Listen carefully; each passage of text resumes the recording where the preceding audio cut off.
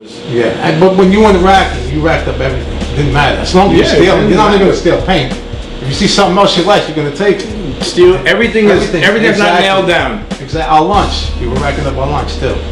All our lunch breaks were for free. Cattle wrestling. Cattle wrestling. Cattle wrestling. Yeah, what do you mean for cattle wrestling is we used to go to supermarkets and we would rack up meat and sell it to the stores. That's what we would call cattle wrestling. Really? Yeah. The favorite thing was bacon, though, but we would rack up. We would get steaks, bacon, whatever. Really? Yeah. So you would rack stuff from one store, rack stuff and sell it to Goodfella style, go down the block, sell it to the other. Sell it to them out the back. Yeah. And they would buy it. That was cattle wrestling back then. Wow, man. I know, man. When we were kids, we used to rob Nabisco cookie fucking factory. Oh, okay. And me and I'm not gonna name drop a bunch of people and throw some people under the bus, but we used to do the same shit. We used to sneak into the back of the trucks, take boxes of Nabisco stuff, and go to bodegas and just sell them cookies. We used to get the when the bakery early in the morning when they would cook, they would wheel the stuff outside. That's right, for it to kind of cool down a little bit before they go on the trucks. That's what we used Take the little trays out. Exactly. A couple of bagels, a few bialys. Exactly. That's what we would do sometimes. That's what's but up, man. That's what it was nice back then.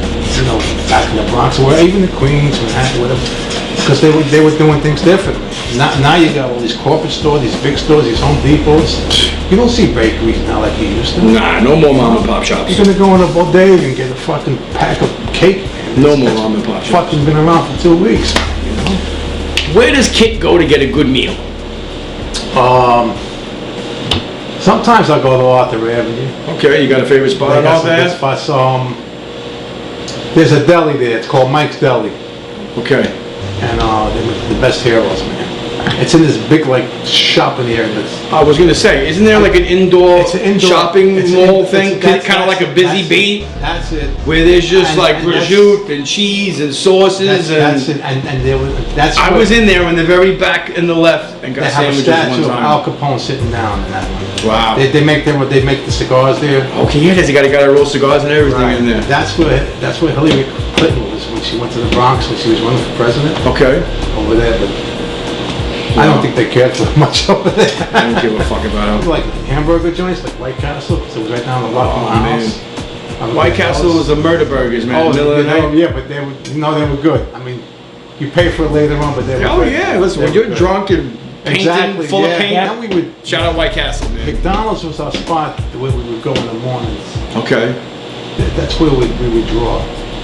We would get napkins or something. Wow. And we do all our outlines before we went racking up. This is what we're going to do today. So we would fucking do our outlines and say, okay, this is what we're doing today. And we couldn't really figure out what colors we're going to use, because when you're racking up, you don't know what you're going to get. I mean, say I want to get a pink, nice, I want to get a pink and purple, you know, and do a white outline with this and that. It's very hard. Unless you want to do that piece and you want to rack up day to day to day just to do that piece. So whatever we racked up that day, most of the time we just mostly got paint. So that's what we do. We go to McDonald's. That was our day. We would draw. About 10 o'clock we head out, rack up. Then we go home like we went to school. Come out at nighttime and we repeat. And just get busy. Get busy. The next day it's started all over. Yeah, man, the racking days. The racking days. So I mean, it's hard. I mean, I'm looking at these cans over here. They bring back a lot of memories, man. See the fire hydrant red? I used that so many times, man. And the other one there, I don't have to even look at it. That's an aluminum. Rust-Oleum Originals. That's an aluminum green, right? That green one over there. Look. Yep. Is that an aluminum green? Yep. Okay. Green aluminum. That's it. You see this one right here? Okay, this is probably from 60 something or 70. This one's 73, but they used to come in pound cans. This is 13 ounces. Okay. I used to take a pound can, and when I was hitting the D's with that. Okay. Because I didn't want to hit silk, because the D's were the stainless steel ones with the Richies. Okay. So every time I hit it with silver, it was like I was hitting with the same color. But that stood out more. But it had the same spread as the silver. I would get 10 throw-ups out of that. Did you carry a camera in those days with you? Take pictures yourself, or? A little bit. I mean, it wasn't no because you weren't allowed to do it. We didn't in our days. We got caught. You got evidence with you. That too. And when we did outlines, we never carried them in our pocket. We took it to the train and went off the outline. Okay. Because if you got raided, they knew who you are. That's right. We couldn't do It's that. on the wall and it's in your pocket. Right. You And know? every time we went piecing, and with a layup or a yard anywhere, Okay. we always took the cans and we put them in the seat of the train. And we would Pop the seat underneath, raise the seat up, and hide them. Hide. So That's this way. it. So it never gets hot. Yeah, you never shit where you eat. Exactly. That's how they know where you are. But then when somebody else would come there, it was a different story. A lot of you guys don't know that, man. Some of you freight bombers nowadays, you're taking your cans, you're chucking them. Yeah, I right? know where the fuck you are, man. I'm waiting for you here tomorrow.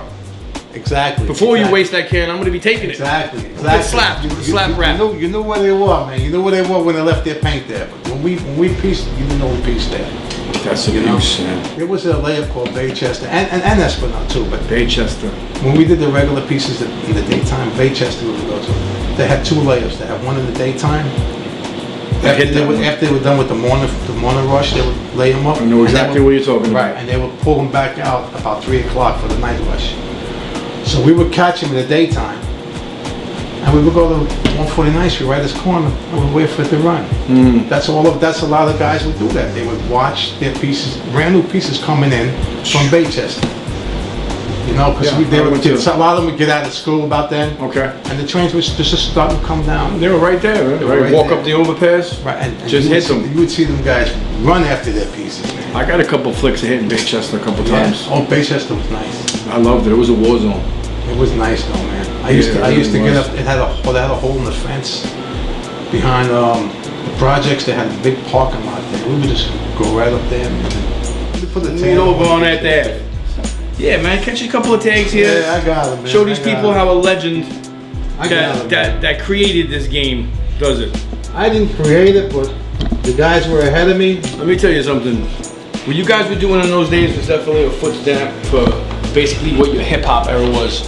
Basically anything that would happen in the days of Well, when we were hip-hop doing it, started in the Bronx. when we were doing it, it wasn't big. People looked at it like it was garbage. Yeah. Like we were destroying the trains, and in our own minds we were destroying them our way, you know.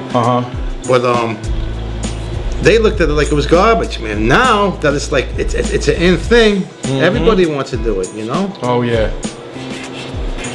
So, what's next for you? What's in your future? I want to get into some art galleries, and you know, I'd like to work with abstract now too. Also, besides Okay. graffiti, a lot of colorful stuff. Okay. You know, move in that direction. Is there anybody specific you want to collaborate with or maybe work with? Anybody you've been watching that you... I worked with Easy plenty of times. Cosman. You got any shout outs? Want to shout anybody out? Yeah, I want to shout out to Mark198. Good friend of mine for over 40 years. Okay. The Cosman. Shout out Easy. Cos. Captain Tuna. Tuna Big cat. Tuna. Flick from Miami. Oh, That's what's up.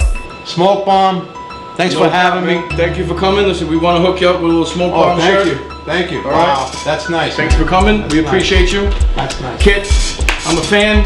Thank You're you. a legend.